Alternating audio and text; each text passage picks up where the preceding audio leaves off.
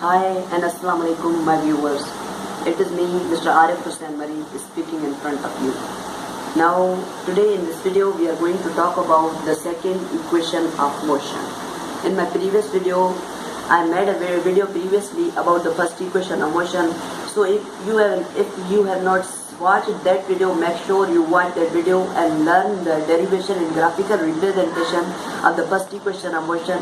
And now today in this video we will learn the derivation and graphical representation of the second equation of motion, because I myself found it difficult to remember the derivation and graphical representation of equations of motion.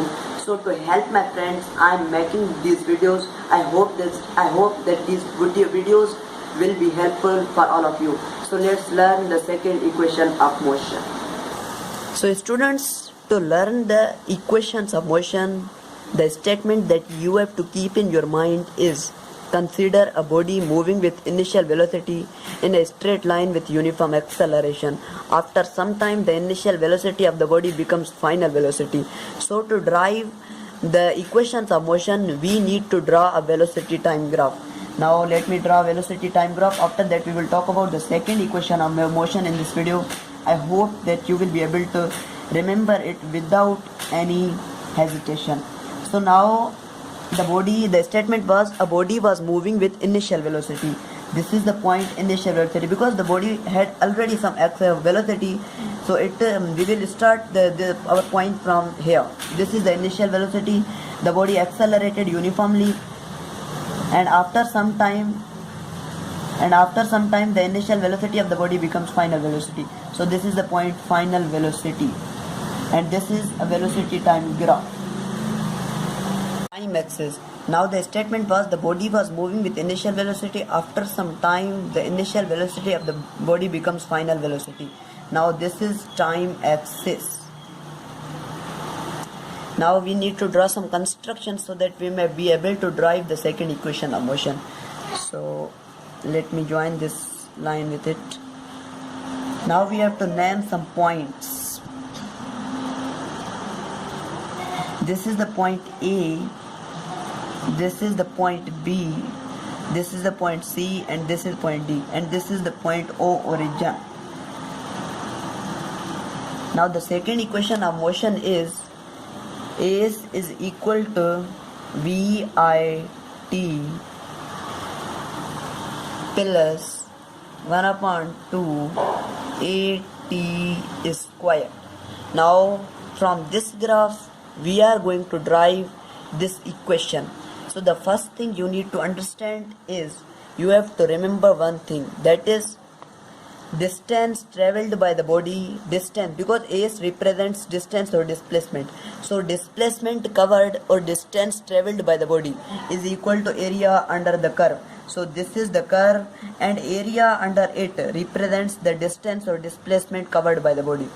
Now here there are two particular shapes forming. The first shape is rectangle shape forming in this graph, that is the shape of a triangle. Now we are going to learn how to derive the second equation of motion from the graph. So my dear viewers, you see that from the graph there are two particular shapes. The first one a rectangle and the second one triangle. So first of all, AS is equal to the area of rectangle and area of triangle. So area of rectangle is equal to length multiplied by breadth.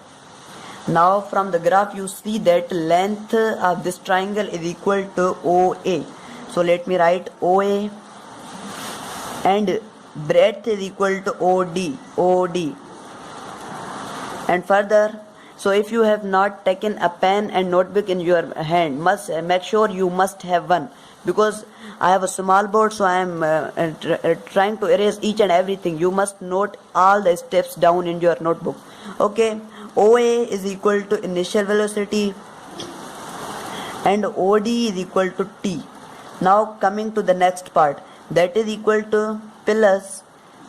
Then now here you know that formula to find the area of a triangle, that is equal to 1 upon 2 multiplied by base multiplied by height. I would like to just write h. So base from the graph you see that base of this triangle is equal to AC. So let me write AC, and height of this graph is equal to BC. Now my viewers, if you have missed my first video that was about the first equation of motion, you must see it, because from that equation of motion we come to the point that BC is equal to BD minus CD.